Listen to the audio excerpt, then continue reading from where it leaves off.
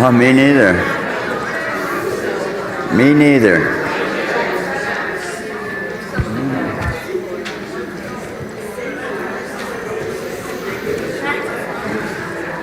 What's that?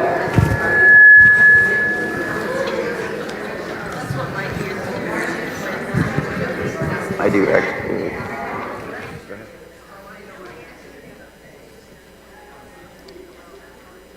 Okay, hi everybody.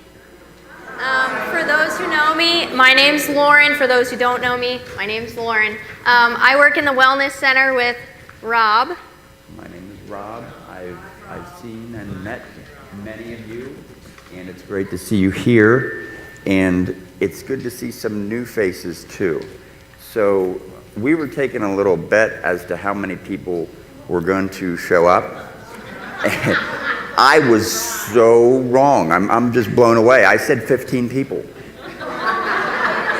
And Mary and Lauren. Mary guessed 40. I guessed every chair would be full, so we're pretty close. Yeah, it's good turnout.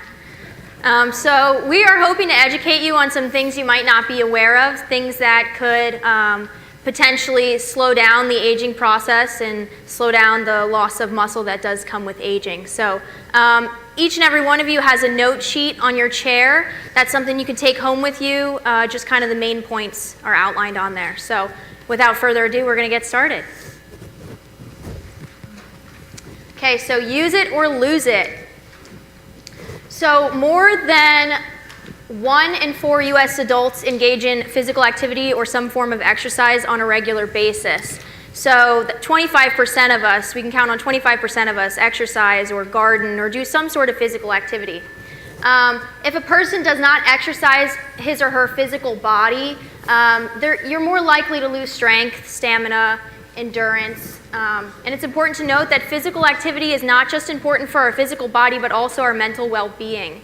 Okay, so if we exercise regularly, we reduce our risks of premature death, chronic diseases prevention like heart disease, type 2 diabetes, dementia, and some forms of cancer can be combated with physical exercise. So what happens to our muscles as we age? The medical term for that is sarcopenia. Sarcopenia is the involuntary and gradual loss of muscle mass. So in the diagram, there's a very simplified picture there. So when we're in our 20s and 30s, we've got nice, strong, big, full muscles. And as we age, they do shrink. So a more common term for that is ARM, which is an acronym that stands for age-related muscle loss. And I just want to add, and I really wanted to start with this and let you guys know, it is never too late to build a stronger body. I want you to think of that statement as we go through this presentation. It's never too late. And it's not only never too late, the best time is always now. So just keep that in mind, because age-related muscle loss is not a sentence. It's not something that I'm old, it has to happen. It's not like that. And I think there's a lot of misconceptions that abound about exercise. And how hard should I exercise? How much should I exercise? Just a lot of different questions. And that's what we're here for. We have been very, very just pleased about the increase in the number of people who are coming to the fitness center. When I got here and Lauren got here, I think I went back and looked, and there was about 50 people that had used the fitness center since about 2020, since the pandemic. And we are at 100 now that have come in. So that is a great, great increase. And we are very, very excited about that. And you should be excited about that too, because that goes to show that we have a population here that cares about their health. And that is very, very important.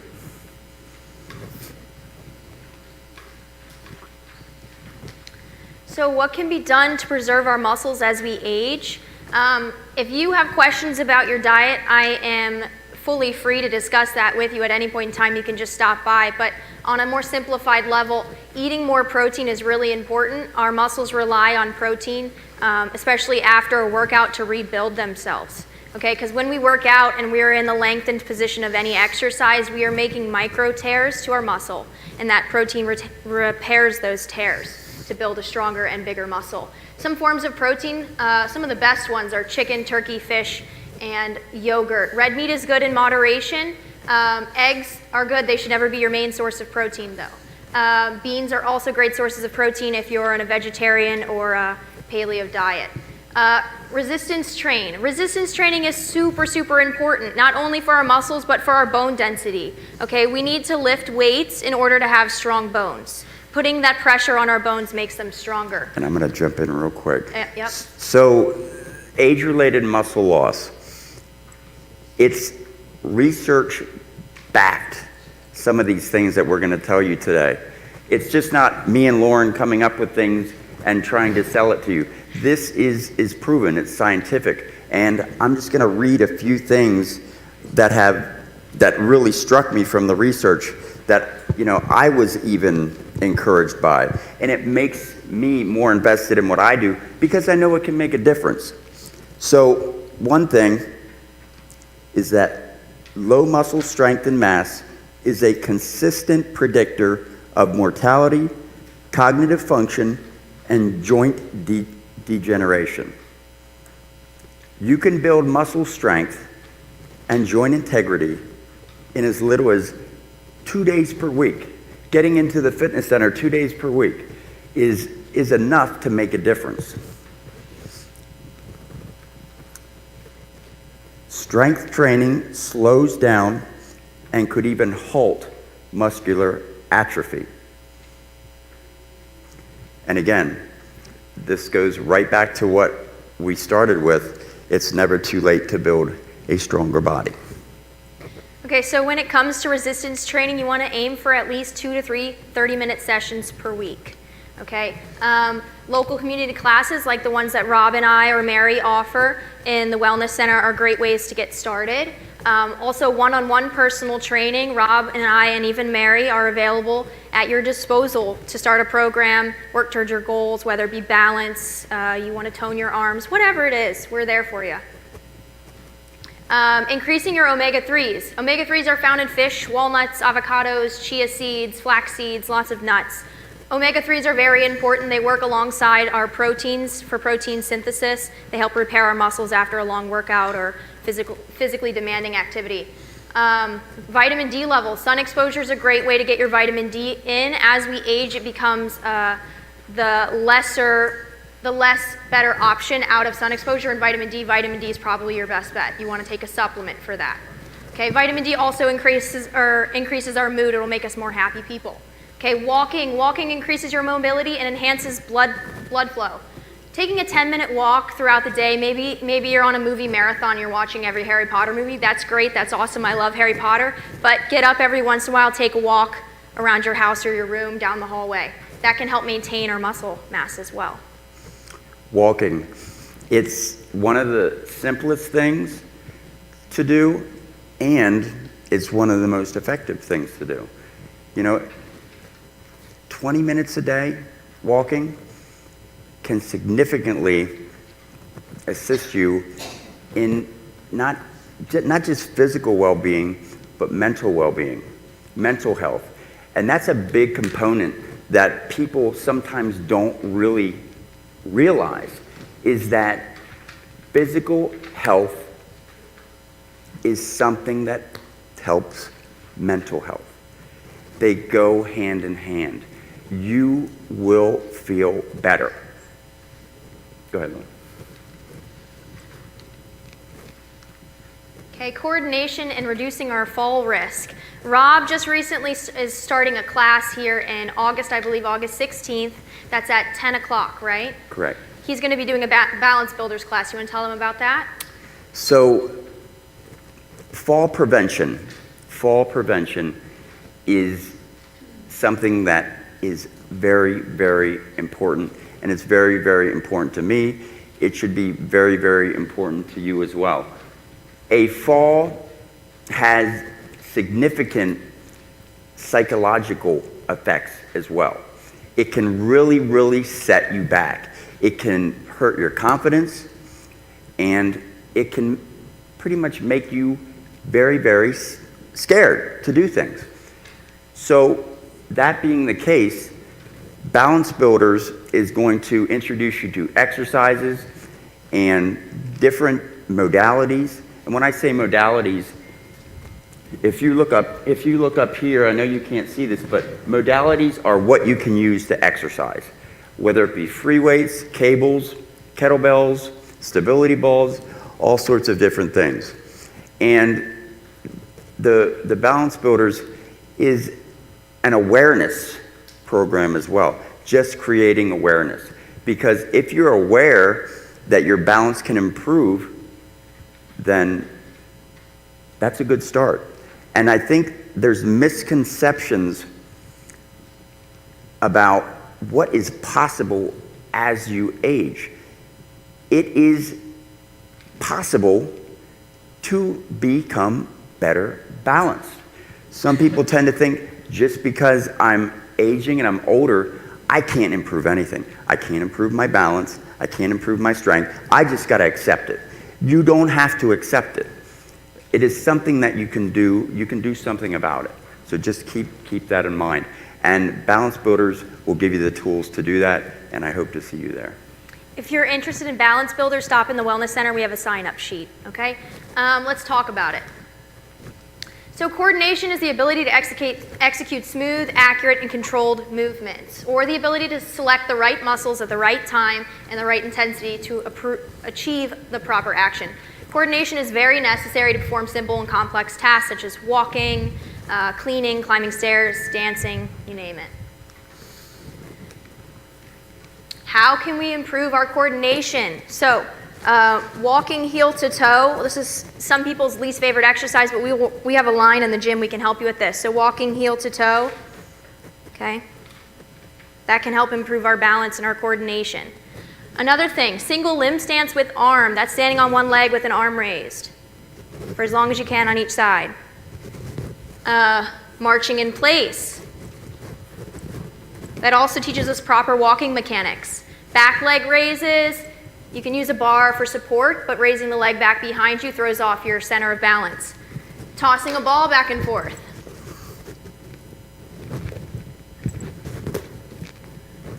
And okay. This is some of the stuff that we try to work on in the gym. Isn't that right, Becky?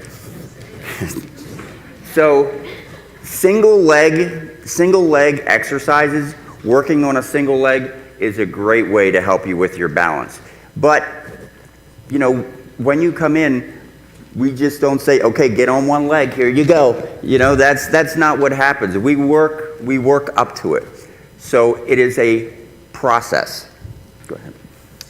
Working on our smaller hand-eye coordination, sewing, cross-stitch, drawing, things like that help with the small coordination as well. Okay, ways to measure muscle atrophy. Some of the best science-backed ways are MRIs and CT scans. Now, that's not readily available to everyone. So another way we can do that is using a hand grip test, which we'll show you in a moment. Here's just a small timeline of how our muscles atrophy as we age. Now, this is the timeline of somebody who does nothing about it. Keep that in mind, okay? So after our 50s, it starts declining. What was the percentage, Rob? What's that? The percentage of decline every year after 50? 3%. 3% every year after the age of 50. So by coming in the gym and doing resistance training, we can change what that timeline looks like for you. Okay, do you have any trouble opening jars or carrying your grocery bags? A lot of us do. That comes down to hand grip strength. So Rob has a hand grip strength tool here. It's a simple and reliable measurement that can tell us our maximum voluntary muscle strength. It's an important tool for diagnosing sarcopenia. Again, that's involuntary gradual muscle loss. Okay, so this tool is widely used as a single indicator to represent our overall body's muscle strength. So hand grip strength kind of tells us where your whole body is at. And how many of you have ever had a grip strength test? Nobody by a show of hands? Nobody. Okay. One or two of us? Okay. As she was saying, hand grip strength is a good indicator of muscle decline and also muscle growth. So say, for example, you've never done any fitness-related activities. A good baseline would be to come in and get a grip strength test and then work on exercise and things of that nature and improve your grip strength over time, and then you can tell through this particular tool right here. Grip strength, and we don't hear about it that much. Grip strength, you might have not even heard about that till right now, today. Why is grip strength important? Are your hands important? Is the strength of your hands important? Is it important to be able to open a jar, to do things with your hands, to pull something open, to be able to grab something? These are everyday functional activities that can be improved by improving the strength in your hands. We don't think about that. We don't think about, my hand getting stronger. How do I exercise my hand? You can do that, and it can get better. Okay, so let's talk about a couple ways we can improve our hand grip strength. So the first one being dead hangs. Dead hangs are when you grab onto like a pull-up bar or a bar that's overhead, and you simply just let your weight dangle. You just hang on. Not very high off the ground, obviously, so you can drop down. And that's just an example. Yeah. So don't feel like, I'm not going to the fitness center. I'm not hanging from a bar. Right? All right, we're not going to make you hang from a bar. All right, but there are different ways that we can help you improve your strength. Go ahead. Another way, how many of us are farmers or grew up in a farming family? Anybody? Okay, quite a few of us. So we've probably heard of the farmer's carry. Farmers carry lots of heavy pails, hay bales, things like that. So the farmer's carry exercise is just a weight in each hand and you just walk around with it. Okay, that improves our hand grip strength. Another thing are reverse wrist curls. So a reverse wrist curl, we just rest our arm, our forearm on our lap, and we just curl the weight up. Now, a great way for you to do this at home, you can use a tightly wound newspaper, a can of soup, pretty much a gallon jug that's half full, and you just curl your wrist up. That's going to improve that forearm strength and our hand grip strength. Okay, another thing is towel wringing. Okay, we do these in some of our classes with the noodles. So we pretend like the noodle is a wet towel and we're wringing it out. Okay, that twisting and squeezing motion will help our hand grip. You can do this at home. You can wet a towel and stand over your kitchen sink and wring it out. That's a great exercise. Squeezing a stress ball. That's another one. Finger extensor exercises. Okay, opening and closing our hands. Do you have anything to add to that?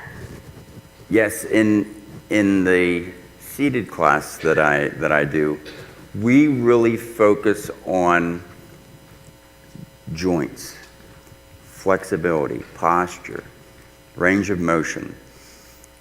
Our body is made for movement. Our body's made for movement. Think about it this way. If you have a car and you never drive it, it just sits and sits and sits. How well is that car gonna run after 20 years you don't do anything with it? It's not gonna start, probably. It's not gonna start. Movement is it's the same principle. If we don't move our body, it's gonna start to shut down. Our body was made to move. Movement, and keep this in mind too, movement is free medicine. Free. Exercise is free medicine. Go ahead. And Rob likes to say a lot that going through those ranges of motions on a regular basis is like putting WD-40 on our joints. It just keeps them lubricated so we can continue to use them. Okay, stamina. Let's talk about stamina. Okay, stamina is the bodily and mental capacity to sustain a prolonged stressful activity or event. How can we increase our stamina? Increasing our heart rate and our breathing rate. A lot of people get worried when they're breathing heavy or their heart's beating fast, and I can understand that, but there's nothing wrong with you. That's perfectly okay. It's actually really good for you. To get your heart rate up increases our stamina. That means that we can garden for longer, we can dance for longer, we can walk with our friends longer, things like that. Okay? So some examples include brisk walking or jogging, dancing, swimming in Mary's class. That's a great way to increase your stamina. Biking, all great things. And just misconceptions. some people think that you shouldn't sweat. Shouldn't sweat. I'm not going to sweat. If I'm sweating, something's wrong. All right? It's okay to sweat. Okay? That stimulates our body's functions. It's stimulating. It stimulates our mind. It's good to sweat. That's healthy. It is good to increase your heart rate. All right? When you are outside or in your garden or doing whatever it is that you do for recreation, your heart rate may go up. That's a good thing. Okay? Don't get me wrong. Okay? Medical professionals are people that should be consulted if you have heart-related issues. Okay? Keep that in mind. We're not doctors. So we are encouraging you to do activities which raise your heart rate at an acceptable rate. Okay? And we are able to help you find out not only what your resting heart rate is, but what your target heart rate is. A target heart rate is a heart rate that you can sustain to get a good response from an exercise. Right? And when you reach that target heart rate and you maintain that target heart rate throughout your exercise, okay, when you're done with that exercise, then that heart rate will come back down. Okay, that fluctuation of the heart rate is good for your heart, because guess what? Your heart's a muscle. Your heart is a muscle.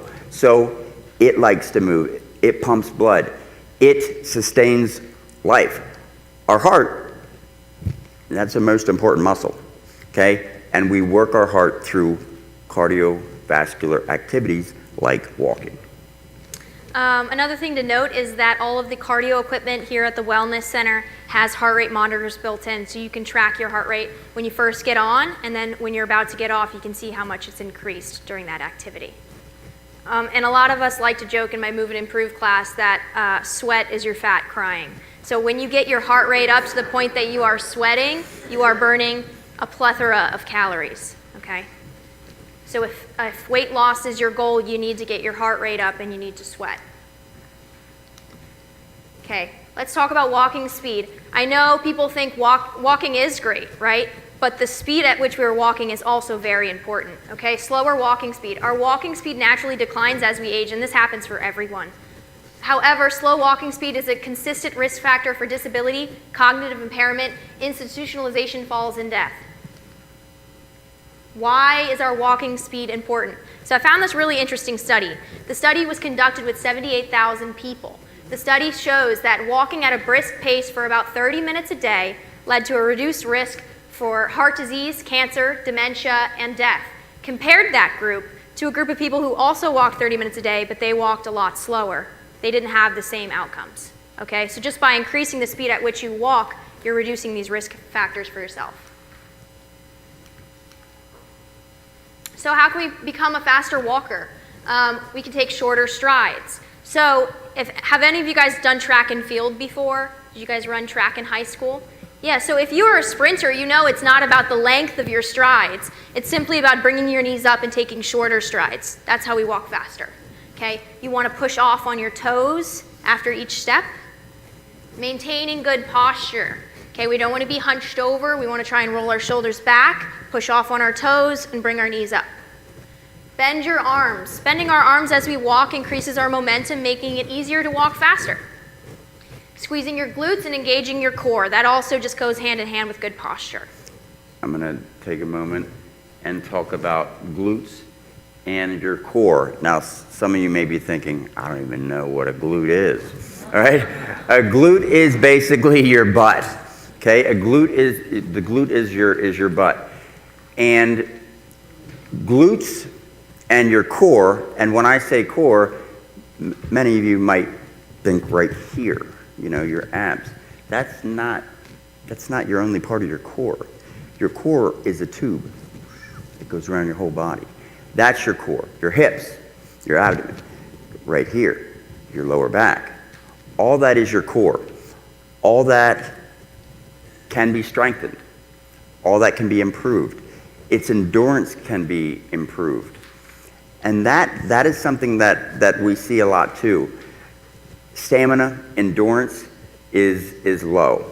So if your stamina and endurance is low, you're not able to get the maximum effect of exercise because you tire very quickly. So that's something that we have to think about too. Glutes, core, those two things are predominantly the weakest parts of the body in most individuals.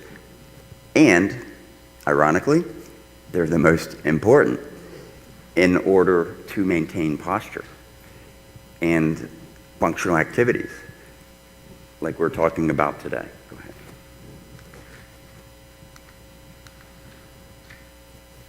So some ways that we can practice faster walking.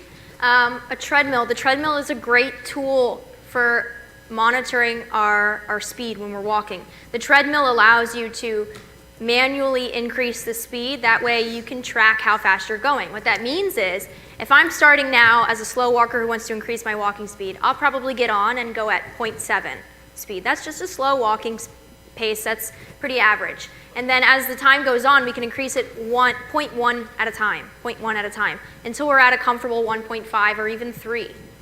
Okay? You can also increase the incline on the treadmills in the wellness center, which will mimic walking uphill.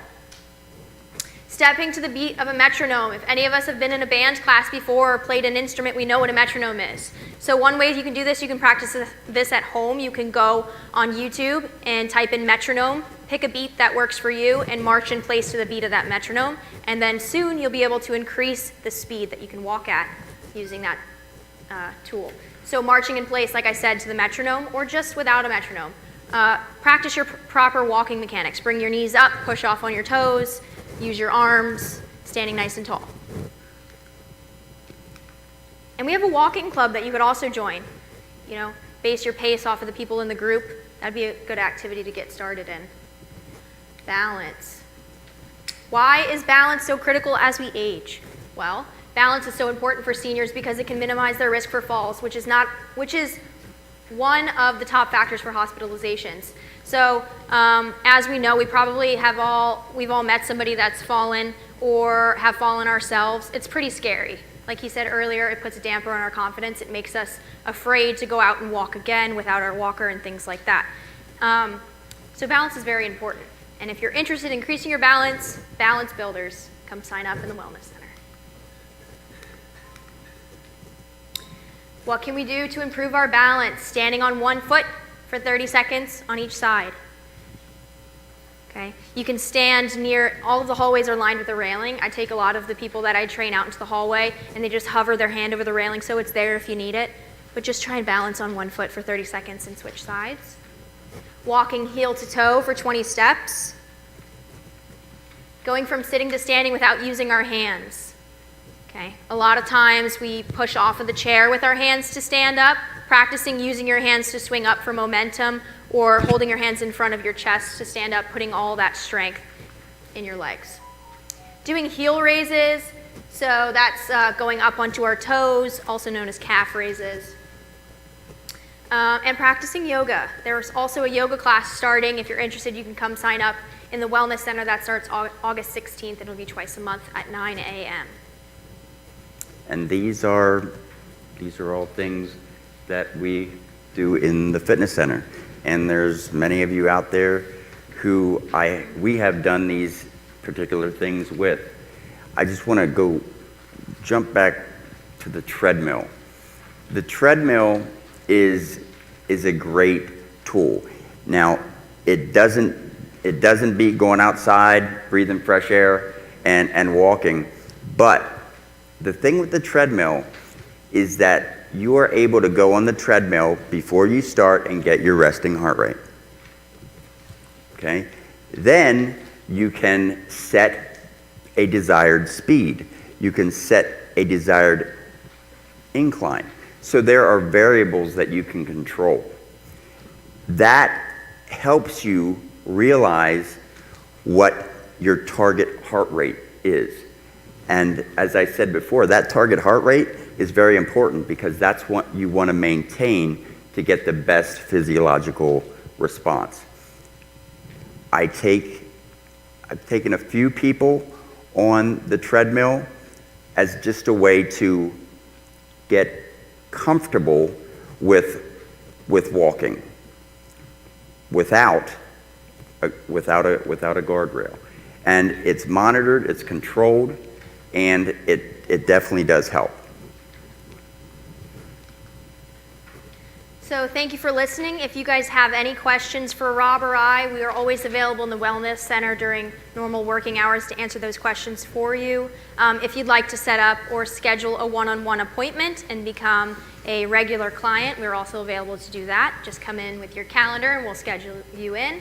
Also, please take advantage of all of the classes we offer here. Mary offers 2 swimming-related classes, Soothing Sensations and Water Aerobics. I do Move and Improve, and I do a class in personal care. Rob does IL Fit, and he's starting Balance Builders. And then we have somebody outside of Londonderry coming in to do a seated yoga class. Okay. Also, there is the walking club. If you want to start increasing that walking speed, that's a great option. Okay, thank you guys for listening and showing up. We really appreciate it. Have a good day. Yeah.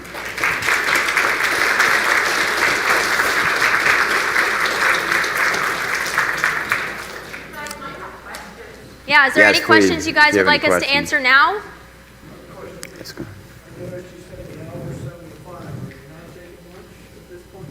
Oh, we take lunch from 12 to 1 every day.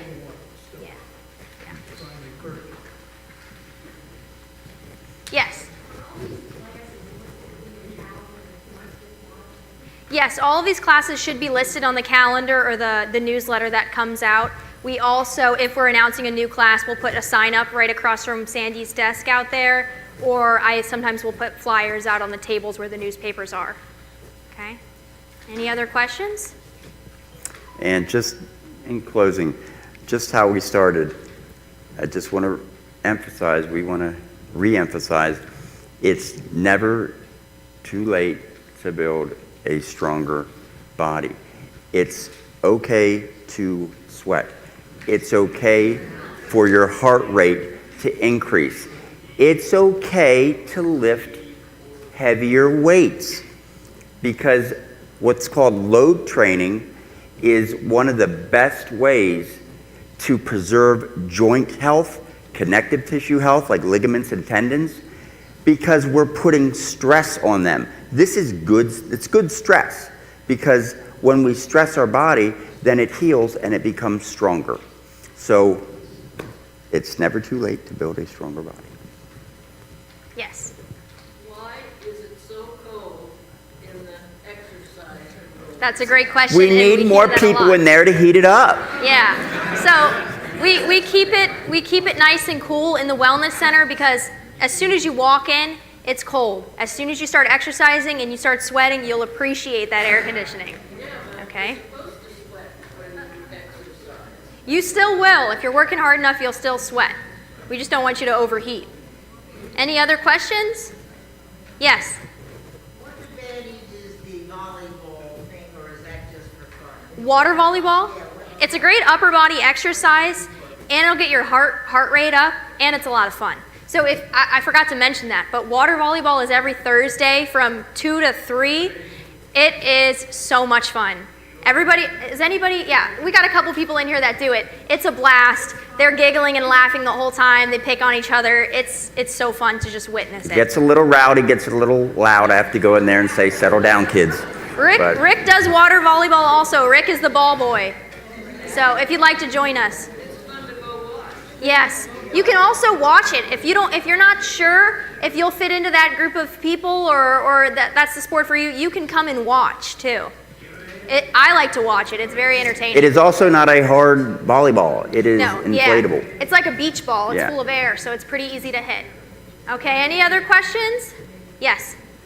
do two different classes, yoga at 9 Mm-hmm. and seated exercise at 10. Yes. So the yoga, Kind of tough to get both of them. right. So the yoga is only offered 2 days a month, and those days will be picked out and then put in the newsletter ahead of time, okay, because it might differ depending on the month. It won't always be on the same day. It will always be on a Wednesday, but maybe not the same numbered day. So those will be announced ahead of time. With that being said, if you normally attend Rob's IL Fit seated class, the days that there is seated yoga, after that class, it goes directly into his Balance Builders workshop. There is no IL Fit on those days. And you will be let known of this or aware of this ahead of time. Okay? So you can pick one or you can try to go to both. It's up to you. Rob, you didn't tell people that when they start exercising, they're gonna have a little bit of pain. Oh, yeah. And if they do the right thing, they'll find out where their glutes are pretty fast. So, Very true, very true. I recently updated the board out here next to the water fountain in the Wellness Center on DOMS. DOMS stands for Delayed Onset Muscle Soreness. So if you aren't currently using the gym, and we've inspired you, which I hope you did, to come in and start using the gym, you may experience soreness after the fact. There's nothing wrong with you. You're not injured. It's DOMS. So when you exercise and you're in the extended position, like for a bicep curl, when you come down to the bottom, you're stretching that muscle under a weight load, and that's going to cause micro tears in the muscle. And then when you eat your protein, you sleep, you drink your water, things like that, those muscle tears will get repaired to build a even stronger muscle. So the only time you should be worried is if that soreness outlasts 3 days. Then you should be worried it might be an injury. Yes? Yes, so I was talking to Sue about this before. So bone density issues are very common in women. So ladies, resistance training is your best friend. Okay, if you want to reduce the symptoms of osteoporosis or delay that, come in, use some weights, we'll help you. Okay. Any other questions? Yes? When you're speaking of walking as an exercise, you don't mean with a cane or with a roller. You mean without any assistance. Well, the goal would be to walk without a rollator, but if you need your rollator or your cane, it's absolutely still a great exercise. Absolutely. Another great option, if you want to start weaning away from using the rollator for walking, all of the hallways are lined with railings, so you can walk holding on to the railing to get away from the rollator. That was an excellent question. And I just want to follow up and just say, yes, it's fine to walk with it. Yes, it's fine to walk with the walker. But how are you walking with the walker? What do you look like when you're doing it? If you're like that, That's no good. that's poor posture. You will get stuck in You that gotta stand position. square in the walker. So when we use the walker, there are ways that we can use it and still maintain good posture. Okay? Keeping the walker, keeping our arms right underneath it, and walking, looking straight ahead. So there are different strategies, different methods that you can use to walk properly with good posture, even in a walker. So those are things that we can teach you as well. And if you're interested in utilizing these skills or learning how to better walk with your walker, come into the Wellness Center with your walker and we'll help you adjust the height and give you some pointers on proper technique. Okay. Any more questions? Yes. So if you'd like to utilize the Wellness Center or the classes, we ask that you fill out a physician's form that just clears you for exercise, says that you're able to lift weights and that you're allowed to increase your heart rate, things like that. If you don't have a physician's form filled out on file with us already, or you're not sure if your form is soon to be expired, please stop in. I will give you a form or let you know when your form expires. It has to be renewed every year. Okay. Any more questions? That was a great question. Yeah.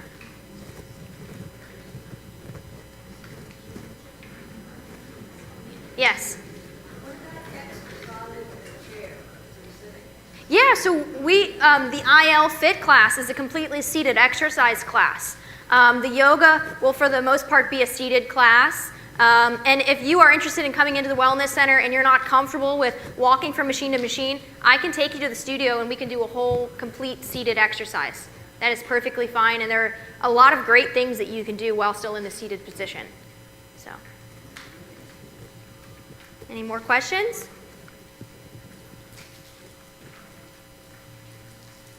Yes? Yes, is this program that we're just including shortly, is this available now later on another media? Yes, so Josh, I believe, has recorded this and it will be posted on YouTube under the Londonderry Village YouTube page. So you can come back and reference this. Any more questions? I'm happy to answer some more. Rob is too.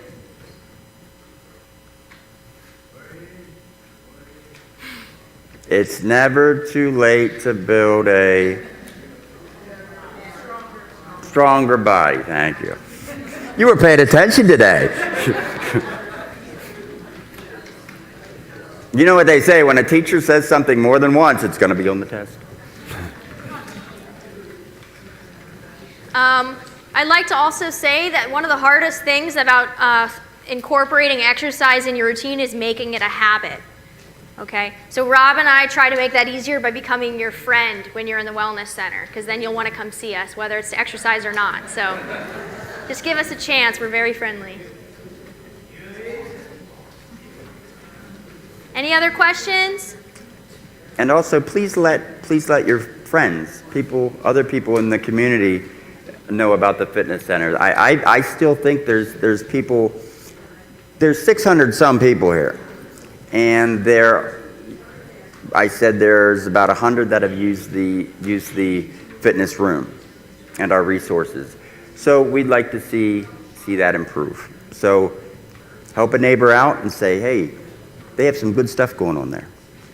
Yeah, having a workout buddy is also another way to encourage yourself to come in. Having a partner is great. Any more questions? Yes? Oh. Thank you. Thank you. I'm glad you appreciate guys it. came.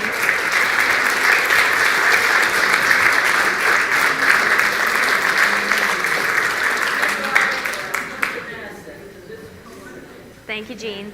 Appreciate it. Oh, thank you. I think they should come every month and do the health safety convention. A different topic every month. Would you guys come to that if we did one every month about a different topic? Yeah? Okay. Good to know. Good to know.